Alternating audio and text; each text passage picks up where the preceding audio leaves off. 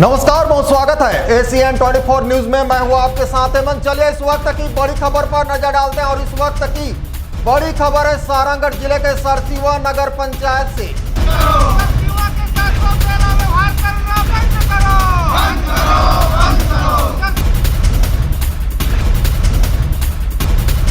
जहां शासकीय महाविद्यालय की मांग को लेकर एक दिवसीय धरना प्रदर्शन किया जा रहा है।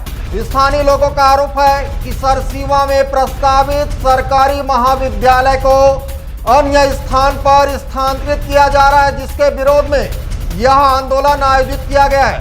इससे पहले भी क्षेत्रवासियों ने महाविद्यालय को सरसीवा में ही संचालित करने की मांग को लेकर तहसीलदार को ज्ञापन सौंपा था, लेकिन कार्रवाई न होने के कारण आज बड़े पैमाने पर प्रदर्शन किया गया।